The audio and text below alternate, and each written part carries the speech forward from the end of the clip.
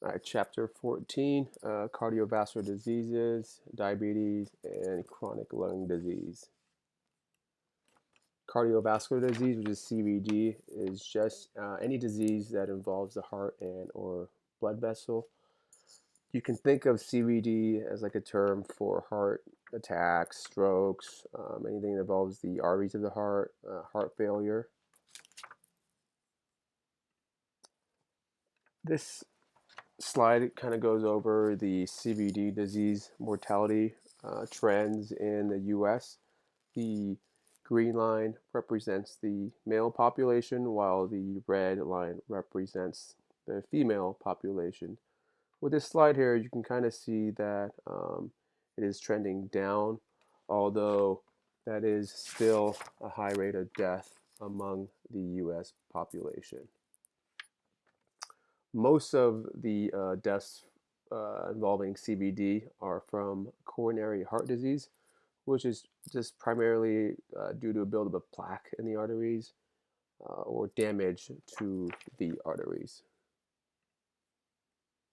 The cardiovascular system which consists of the heart and the blood vessels that circulate the blood, and then with pulmonary circulation, it's the it pumps oxygen poor blood to the lungs and oxygen rich blood back to the heart, while the systemic circulation pumps oxygen rich blood to the body, oxygen poor blood back to the heart.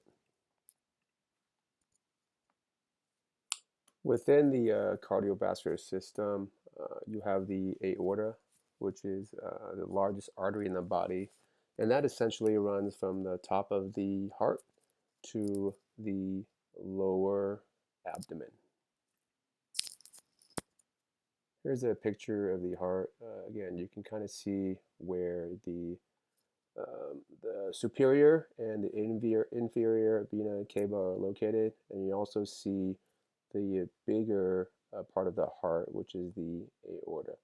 I'm not going to expect you guys to remember a lot of this. Just kind of here just for a visual representation. You can kind of see the heart as well as read where each artery is in the heart and where the blood supply goes. Atherosclerosis is just the name for the plaque that builds up, which can be a cause to coronary heart disease or coronary heart artery disease. So again, this is just a name for plaque. This next slide kind of represents the what the arteries look like when there is either damage or there is plaque. Again, the more blockage inside the artery, right, it can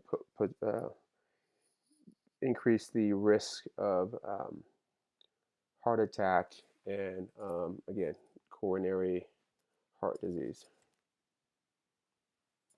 Coronary heart disease and heart attack. There's a lot of Americans living with heart disease right now. They are more at risk of having a heart attack. Doesn't necessarily mean that they will have it, but their function is obviously compromised due to the plaque or the damage of the arteries. A couple more key terms here. One of the main ones you want to remember, and I guess it's just the scientific name for heart attack, and that is myocardial infarction, or sometimes they call it myocardial infarct for short. Again, that's just another name or the medical terminology for what we know as a heart attack. Right. There is a risk for just sudden cardiac death that accounts for some of the cardiac events. Uh, just kind of, I think we did this in class when we did a normal heart rate or heartbeat. A typical normal functioning adult, their heart rate is going to range um, from 60 to 100 beats. Um, Generally speaking, the more fit someone is, that resting heart rate will be lower. Some of you who did this in class were either in the mid to low 50s. There might have been a few people under 50 beats per minute. The best way to remember what a stroke is just a heart attack, or again, myocardial infarct is a heart attack within the heart. Uh, a stroke can also be seen as like a heart attack to the brain, so you can look at it that way. Um, People who have strokes have impaired, pending they survive, they have impaired movement due to the blockage of blood to the brain. A lot of cardiovascular disease or health is controllable, right? If we were to smoke less or not smoke at all, um, if we were to eat a little better, and I think physical activity, right? We've talked about this in the past where although someone may appear or look thin or skinny, but they don't do any activity, they're not going to be as healthy as someone with a higher body mass index who exercises regularly. So again, just because someone looks skinny does not mean that they are necessarily healthier. So again, these are just some of the things that we can control. The big thing for me, I think, is physical activity. It doesn't need to be in a gym, taking walks a couple times a day or daily is a great way to increase physical activity. Blood pressure is just the amount of blood or the pressure against the arteries when when the heart contracts. Um, Remembering that, again, high blood pressure is the correct name for high blood pressure. So hypertension is high blood pressure. Hypo would be low blood pressure. And with the blood pressure that's breaking up, your normal range would be like 120 over 80. Um, a little bit higher would be considered pre-hypertension, and then with hypertension, there are stage 1 and stage 2. Again, there's some numbers there that go over what each of those look like, whether that's normal, pre-hypertension, stage 1 or 2 of hypertension. There's some figures here with cholesterol as well. Uh, there's two types of cholesterol. There's LDL and HDL. The way I remember HDL as the quote unquote good cholesterol is the H stands for happy, and usually you want more happy. So, I mean, it's a corny way to remember it, but it's helped me over the years remember what that is. Which H with HDL, again, the good cholesterol or hypo uh, density lipoprotein cholesterol. That's going to be the good cholesterol, and that you can get more of that through exercise and physical activity. While there are controllable factors to our cardiovascular health, here are some things that we can't control. We're not going to control that we age, our gender, and then our family and just our genetics. However, again, although we can't control these things, if we really just focus on the things that we can control, whether that's environment, lifestyle, or physical activity, those are things that we can focus on controlling. Diabetes has two types, type 1 and type 2. With type 1 diabetes, your body just doesn't or cannot produce insulin. Therefore, there's no signal to uptake the glucose or sugar for your body to use. Whereas type 2 diabetes, your body is insulin resistant, meaning that it's no longer um, using it because you produce so much insulin over and over that your body just either cannot produce any more of it, or it is just resistant to the insulin to uptake the sugar. Type 2 diabetes is primarily a lifestyle disease, meaning we developed that. A while ago, they used to call it adult onset diabetes, meaning we got the disease as we age into adults. Um, Children or kids are now getting it, so it's just called type 2 diabetes. And again, that's from um, low activity or inactivity and poor diet. So meaning that it is almost completely reversible through diet and exercise. So if you got it from not exercising and a poor diet, a good diet and exercising can reverse the effects of type 2 diabetes.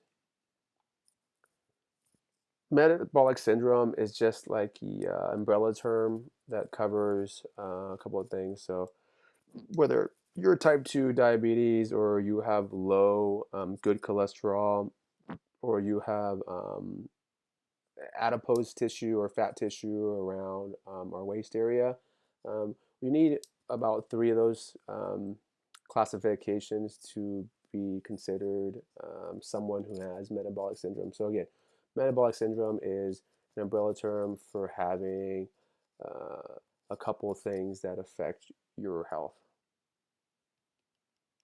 Chronic lung disease. One of the common ones you guys may hear of is asthma, and asthma usually has a large genetic component, meaning that it is inherited or it's part of your family. And the other one that's pretty common as well is COPD or chronic obstructive pulmonary disease. Uh, some of these things are triggered through exercise, obviously, and some of them are triggered by either smoke, or whether you're a smoker or there is smoke around you, or infection where you're coughing a lot, and the environment, right? Pollution is a big contributing factor or exacerbates the symptoms that arise from asthma and COPD. With asthma, there's also just different types, right? There's some severe ones, intermittent, mild, moderate. Um, there is also exercise-induced asthma. It's what it sounds like. So these people are generally okay until they exercise, and again, the asthma kind of kicks in either at the onset of exercise or following a bout of exercise. Just some key points to remember for things that we can do to prevent chronic diseases. Try to eat a healthy diet. Again, if you're eating a healthy diet, you probably will be less likely to become overweight or obese. Stay away from smoking. Be active as possible. Again, you don't. I'm always big on just walking. We don't have to go to the gym and do leg day or chest day or whatever. I think it's important to walk. Walking is good for our physical and mental health. And again, and it's most of us um, are able-bodied enough to do it. If you have that luxury, I think it's very good, right? Just finding ways to be active doesn't always have to be walking. It can be anything that you find enjoyable. If you guys are active enough or healthy enough or capable enough, I think playing sports is a good way to stay active. It's, for some of us, it's still pretty fun. So I encourage you guys to do that. Um, Thankfully, in the desert, usually there's not a lot of rain or snow. I mean, it can get pretty hot. So, I mean, during the spring can be a good time to do some activity outdoors. And then obviously with the summer approaching, we can take some of that stuff um, indoors. This is it for chapter 14. Hope this lecture wasn't too boring for our first one. Again, going forward, it'll be like this. I will also just post the PowerPoint um, by itself so you guys can read and review without having to watch the screencasts. Thanks for tuning in. I'm looking forward to reading your guys' discussion post, and hopefully there's a lot of engagement. I know we were in groups prior to this pandemic, so hopefully, we can still kind of continue that group activity by, one, contributing to the discussion board, and two, um, just just asking questions of each other, and providing feedback to each other as well.